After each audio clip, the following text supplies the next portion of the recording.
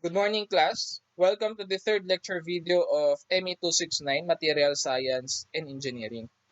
So in this video, I will be discussing the mechanical properties of materials. So let's get started. So in order for us to understand the mechanical properties of materials, pag-aralan muna natin yung stress and strain. Assuming we have the steel round bar, and then nag-apply ako sa kanya ng two but opposing forces. Pag sinabi nating two and opposing forces, ibig sabihin nun is pareha sila ng magnitude pero magkaiba sila ng direction.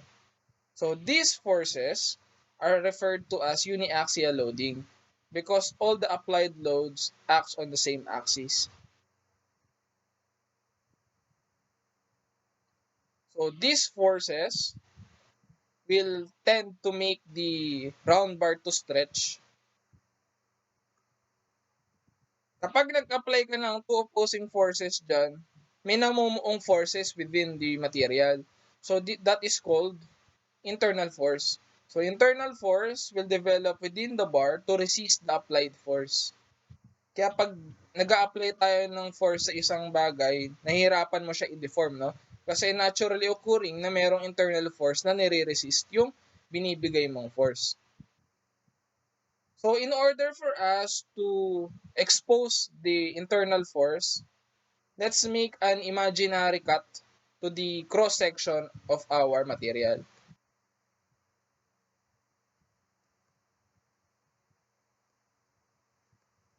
So internal force develop in such a way that the equilibrium will be maintained. So itong yellow arrows natin, yan yung representation natin ng internal forces. So meaning itong equilibrium, the effect of the external force na in-apply natin dun sa ating round bar should be equal to the effect of the internal force within the cross-section of our material. Yun yung nabuo, no? By the byproduct of the applied force. That should be equal by definition, no? So I represented the internal forces as these four separate yellow arrows. So in reality kasi, hindi naman talaga specify kung ilang forces dapat i-apply ng internal forces. So pwede ko yung i-represent as one big arrow or pwedeng four or more. So in reality kasi, those forces acts on the cross-sectional body as distributed. So by definition, internal forces are distributed over the entire area of the section. So parang it doesn't make much sense kapag pag-aralan pa natin separately yung mga forces na yan. So mas magandang mag-focus tayo sa stress, which is by definition is the quantity that describes the distribution of internal forces within the body. So by mathematical equation that is defined as the force over area, which is yung force natin are the internal forces and the area natin is the cross-sectional area of the body. So in units, ang common na ginagamit natin dyan is Pascal in SI unit and PSI in English unit. If we are using Pascal, that is also equal in Newton per meter squared. And PSI is equal to pound per inch squared. Pero kapag pinag-uusapan natin stress of material, malaki yung value natin ng Pascal and PSI. Therefore, hindi yun yung common talaga na ginagamit. Ang ginagamit usually in material science and engineering is MPa or megapascal in SI unit and KSI unit kapag English. So si megapascal, which is equal to Pascal times 10 raised to 6, equal din yan sa Newton per mm squared, which is tamang-tama kasi ang usually naman talaga na ginagamit natin as unit of diameters and materials is in terms of mmcm lang naman yan. On the other hand, KSI is equal to the 1,000 pound per square inch.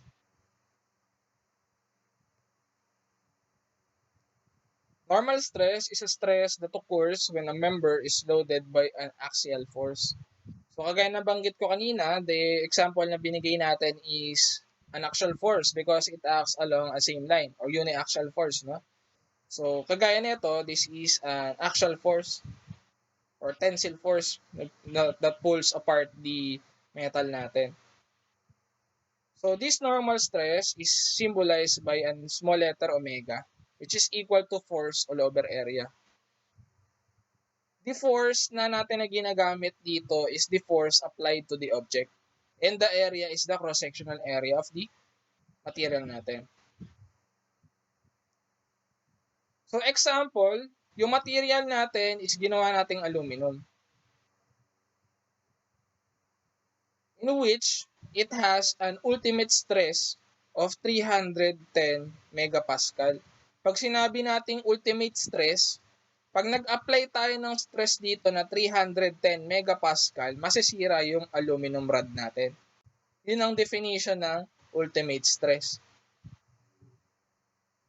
So the rod will fail when the omega or the normal stress applied is greater than the ultimate stress rated on the rod natin. And then, sinukat ko ng vernier caliper tong rod natin at ang lumabas na diameter pala nito is 25 mm. So, rearranging the equation natin for normal stress, which is force all over area, ang i-isolate natin is yung force. So, hanapin natin kung ano yung maximum force na pwede kong ilagay dito sa ating rod bago siya masira. So, our ultimate stress will be 310 and ang area natin will be pi all over 4 d squared. Ang force na lalabas dito is 152.17 kilonewton. Meaning, kapag nag-apply tayo ng 152.17 kilonewton or more dito sa ating aluminum rod, masisira itong rod natin. So, we have two kinds of normal stress, and they are tensile stress and compressive stress. So, both of which are considered as normal stresses because they have forces that is axial loadings. So, pag sinabi natin axial loadings, yung mga force na nag-act sa kanila is lie on the same line. So, the difference between the two, kapag sinabi nating tensile stress, ang forces na nag-act sa kanya is pulling forces. And on the other hand, the compressive stress, ang forces na nag-act sa kanya is pushing forces. So, nag-elongate to, ito lumiliit. So, in tensile stress, ang values niyan lagi is positive. On the other hand, compressive stress is negative. Okay? Next, let's assume that we have this cantilever beam. So, pag sinabi natin cantilever beam, the other end of the bar is fixed and the other end is free end or walang nakalagay sa kanya. Okay? Next, we applied a tensile force on our material or on our cantilever beam. So, mangyayari, it will elongate or it will deform. So, it is defined by strain because by definition, strain is the quantity that describes the deformation that occurs within the body. So, kapag hinila ko to, made-deform yan, mag-elongate. And the measurement from the initial point up to the final point, that is delta L, which means it is the difference between the initial length and the final length. In terms of mathematical equation, strain is defined by epsilon, which is equal to delta L all over the initial length L. So, ito yung ating strain. So, our strain or normal strain can be tensile or compressive. Kapag compressive naman yan, hindi na elongation yan malamang. So, kung ano yung length niya after, no, difference pa rin nun. Mas malaki na yung initial kaysa sa final length. Next, let's talk about stress and strain diagram. So, in stress and strain diagram, it describes the mechanical property of a material under normal stresses. So pag sinabi nating normal, either tensile or compressive. Pero in terms of testing, usually ginagamit dyan is tensile stress or tensile testing natin. So ang itsura ng graph natin is ganito. So we have x-axis for our strain, which has a symbol of epsilon, and y-axis for the amount of stress applied, no? Which is symbolizes by a small letter omega. Imagine we have this rod under tensile forces. Tinetesting tong material, no, on a universal testing machine. Tapos ang force na ina-apply sa kanya is tensile or hinihila yan. So check natin kung paano ginagraph. So pag ginagraph yan, ganito.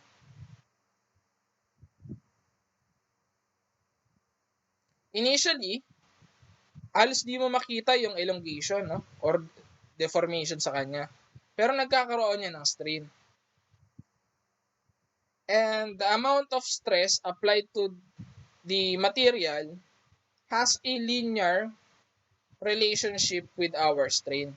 Kaya linear din ang movement ng ating graph. Pero pag kinontinue natin yan, ganito ang mangyayari.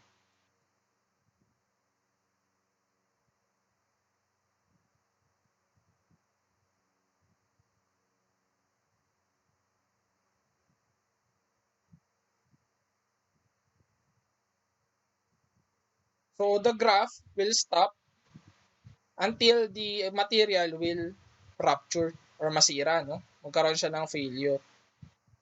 So makikita natin na iba na yung relationship. Bakit? Kasi hindi na linear yung relationship ng ating strain sa stress. At visible naman yun sa ating materyales. Kung makikita nyo, mas mabilis na siya humaba kaysa dun sa forces na na-apply sa kanya. Para mas maintindihan natin ang ating diagram, i-isolate natin yung drawing. Okay. So first, describe natin to. So ang tawag natin sa line na straight na na-drawing natin using the stress and strain diagram, that is called proportionality limit. And it is described by Hooke's law. So si Hooke's law, in mathematical definition, it is equal, or the stress natin is equal to E epsilon, wherein our E is the Young's modulus. So every material meron yung value of Young's modulus. And our strain is measured using our stress strain diagram, or na ma-measure mo naman yung deformation, no? Or nasusukat natin yung deformation. So ang tawag to the region under the proportionality limit is elastic region. Pag sinabi nating elastic region, kapag tinanggal mo yung force na ina-apply mo dun sa materials, it will come back to its original shape without permanent deformation. Kaya nga siya tinatawag na elastic, no? So yung tinatawag nating proportionality limit. Next, ang tawag naman dun sa region under dun sa other half, that is called plastic region. Kabaliktaran ni elastic region, si plastic region, yun na yung moment na kapag tinanggal mo yung force dun sa object mo, yung material mo, nagkaroon na siya ng permanent deformation na hindi mo na mababalik. So that is called plastic region. So let's discuss each points on the graph. Ang tawag dun sa transition between the elastic region and plastic region, wherein nag-iba na yung formation ng ating graph, that is called the yield point. So sa yield point, yun na yung point wherein nagkakaroon na ng permanent deformation yung ating materyales. Next, we have ultimate stress point, in which it is the highest point on our graph. Ito yung point wherein yun yung pinakamalaking stress na natanggap ng ating materyales. Dito mo rin makikita yung visible necking doon sa ating materials. Kung mapapansin nyo, yung material natin bago siya masira, nagiging payat yung cross-sectional area ng material. So yun yung ating ultimate stress point. So in terms of materials, lagi binibigay yung yield strength and ultimate strength. So for us mechanical engineers, pag nagde-design tayo, yield strength pa lang iniiwasan na natin. Kasi ayaw natin magkaroon syempre ng permanent deformation yung materials natin. And lastly, we have fracture point, wherein it is the point where the material is destroyed, yung nasira na. Dito huminto yung graph natin. Okay, so the distance between the yield point and the ultimate stress point, that is called straight hardening. So nangyayari dyan, kapag hinihila mo kasi yung materials, yung fibers or yung particles inside the metal natin or the material compresses, sumisikip, no? So nangyayari, tumitigas yung material.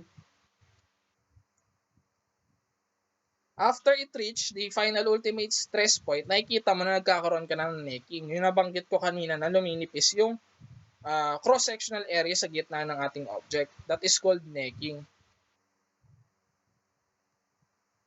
Elastic deformation, it is caused by stretching of the bonds between the atoms. So deformation is reversed when load is removed. Kagaya nabanggit ko kanina, when a material is undergoing a elastic deformation, and if the forces acting on the material is removed, it will return to its original position or formation. On the other hand, plastic deformation is caused by atom bonds breaking at these locations. That is the reason why the material will have a permanent deformation or sira na talaga yung material. Meaning, hindi mo na mababalik sa original form niya when you applied or it undergoes plastic deformation. Kasi yung atom bonds niya is nasira na or na-dislocate. Next, let's talk about necking.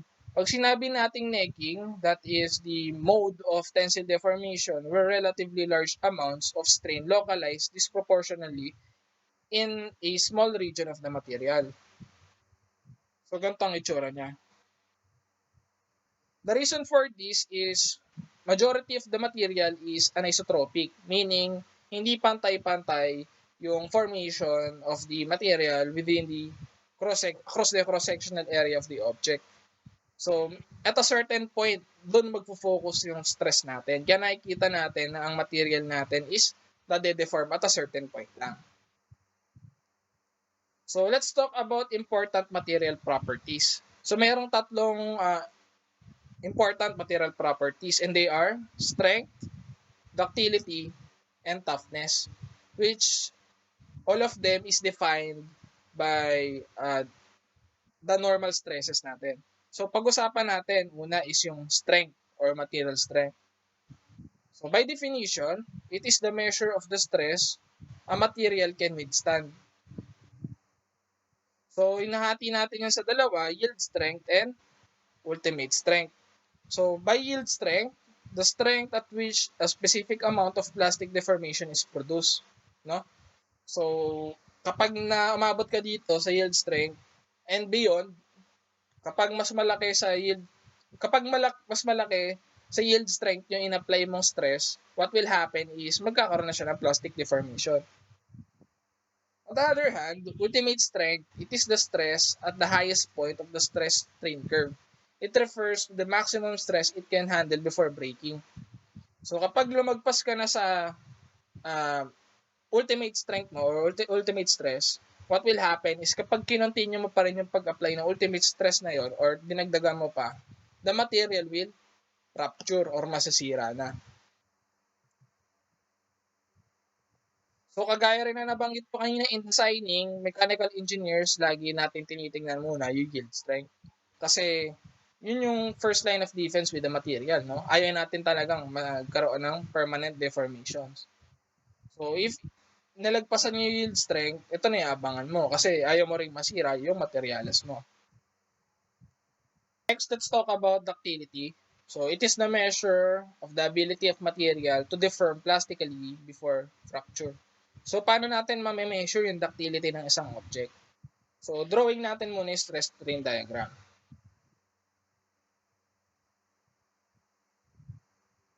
So we have this stress strain diagram of a certain material. Kung makikita mo, kahawig to nung ginawa natin kanina. So this is an example of a stress strain diagram of a ductile material. On the other hand, we also have this graph This is the graph naman ng brittle material. See the difference? So, kung makikita mo, mas mahaba yung ductile material natin. Yung strain ng ductile material. Malaki yung uh, value ng ating strain compared sa brittle material. Kasi mas malaki din yung ability ng ductile material to deform plastically. Kung makikita mo, malaki yung plastic region mo. On the other hand, hindi visible yung transition mo from proportionality limit into the plastic region, no, sa ating brittle material. That is the difference. So, in brittle fracture, dito sa graph natin na to, ganito yung nakikita. So, brittle fracture takes place without any appreciable deformation by a rapid crack propagation. So, yun yung disadvantage ng mga brittle material. Sa mga brittle material, kung mapapansin mo sa graph natin kanina, mas malaki yung stress mo. Ibig sabihin, mas matigas ka, no? Mas malaki yung force na or stress na kailangan mo bago mo sirain. Ang disadvantage lang ng brittle materials is that hindi ka nagpapakita ng any form or any signs of deformation bago siya masira. May gugulat ka na lang na yung materials mo is pasira na. Kung makikita mo rin na hindi mo rin di rin visible yung transition from our elastic to plastic region. Next, let's talk about material toughness. So, material toughness, it is the measure of the ability of material to absorb energy up to fracture. So, we have this graph of a ductile and uh, brittle material. So, the measurement of material toughness is under that graphs. So, the area under the ductile material, makikita natin malaki, no? So, that means that the material is high toughness material. On the other hand, kapag dinrawing ko or shinadan ko yung area under the brittle graph, makikita natin na maliit lang yung area na nabuo. So that means that the material is low toughness material. So related to toughness, we have material resilience. So it is the measure of the ability of material to absorb energy when deforming elastically. So kanina, yung graph natin for the material toughness, ang basihan natin is the area under the curve, no? So dito naman sa material resilience, mini-measure natin yung area under the elastic region. So yan, the area with the elastic region that defines the material resilience. Next, let's talk about shear. So assuming we have this steel rod, and then we apply the force perpendicular to this cross-sectional area. So just like the internal forces for normal forces, we also have internal forces here, which opposes the applied force perpendicular to the area. So magkaparehas din sila ng line of axis, no? So shear force is the internal opposing forces developed within a material when a perpendicular force acts on it. So in mathematical equation, it is defined by force all over area, wherein the force is the internal forces that opposes the applied force perpendicularly to the object. And the area will be the cross-sectional area of our material. So it is designated by a Greek letter tau. So that is the shear stress. So in order for us to understand more the shear stress, let's look at the smaller piece of that material. Paliitin pa natin. Okay? So for example, we have the shear stress that is applied to the other side of the small part of the material. So in order for us to have an equilibrium, maglalagay din tayo ng equal magnitude of stress but opposite direction to the opposing side of the material. Just like that. So para patuloy pa natin yung rotational movement ng ating material, maglalagay din tayo ng stresses to the top part and the bottom part of the material, just like this. Okay? So what will happen? The material will deform. Ang deformation na mangyayari is pag ganito. Okay?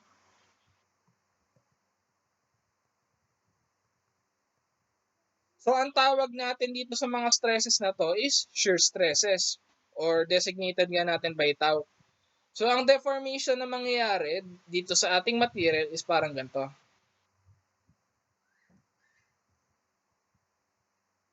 So the deformation formed by the shear stress is called shear strain, which is designated by a Greek letter gamma. So shear strain is measured as the displacement of the surface that is in direct contact with the applied shear stress from its original position. So by Hooke's law for shear, it is defined by this mathematical equation wherein the tau or our shear stress is equal to gamma multiplied by G, wherein G is the shear modulus or sometimes called modulus of rigidity. Every material has its own shear modulus. So next, let's talk about torsion.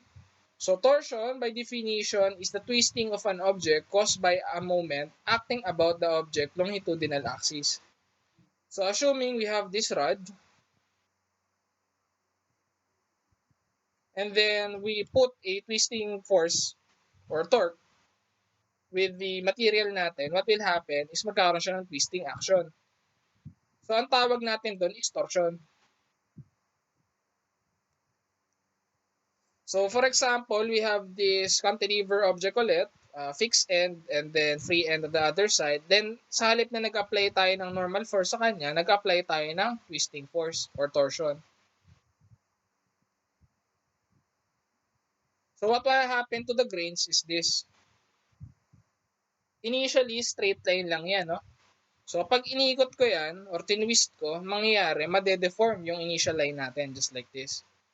So ang tawag natin doon sa displacement natin is angle of twist, theta. So by the symbol theta, that is the angle of twist or the displacement that happened when we twist the material or a material that undergo a torsion. So mathematically speaking, it is defined by the product of torsion or the torque, sorry, the product of the torque multiplied by the length of our rod divided by J and the modulus of shear, no? Shear modulus, G, or modulus of rigidity.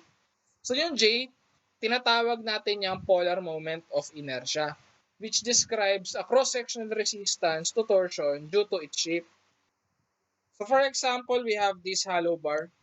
So pag sinabi nating hollow, a material na mayroong butas sa gitna, no? So we have outer diameter and inner diameter or the diameter ng butas. So in order for us to measure mathematically the polar moment of inertia, so kailangan lang natin yung dalawang diameter na yan. So it is defined by pi all over 4, outer diameter to the fourth minus inner diameter to the fourth. So malalaman na natin yung polar moment of inertia ng isang hollow object o hollow bar. So for a solid bar naman, ito yung formula. So J is equal to pi all over 4 quantity d to the fourth. So diameter ng buo. So next, let's talk about the elastic property of material. So a parameter termed Poisson ratio is defined as the ratio of the lateral and axial strains. So it is the ratio, no? Pag sinabi nating ratio, division kagad yan. So it is equal to negative epsilon x or the strain at x-axis divided by epsilon z or the strain at z-axis, which is equal din yan to the strain of the y-axis all over the strain of the z-axis. It is designated by a negative sign in order for us to have a positive value lagi. Kasi laging negative value ang mangyayari pag ganyan. So if we apply force on this cube, what will happen is it will elongate just like this. So yung broken line, that is the initial form of our cube, then the final form of our cube is this solid line. So nangyari, nag-elongate at pumayat ng ating object. So on all axes, x, y, and z axis, nagkaroon tayo ng strains at nade-define yan using these equations. So for isotropic materials, shear and elastic moduli are related to each other and to Poisson's ratio according to this equation, wherein E, or our elastic modulus, is equal to 2G quantity 1 plus V, or the Poisson ratio. Our G is equal to the shear modulus and V is the Poisson ratio. So in most metals, G is about 0.4 E. Okay? Yung value daw ng shear modulus is equal to the value of our elastic modulus multiplied by 0.4. Thus, if the value of one modulus is known, so the other may be approximated. So that will be the end of the lecture. If you have any questions, you can message me on my messenger or email me. Thank you. Fire. Emmy, faculty, yeah. Emmy, faculty, yeah. Emmy, faculty, yeah. Emmy, faculty. Siya naman si Sir Ivan Espinosa, dulo ng pangalan. Pangako di mahihirapan at hindi kanya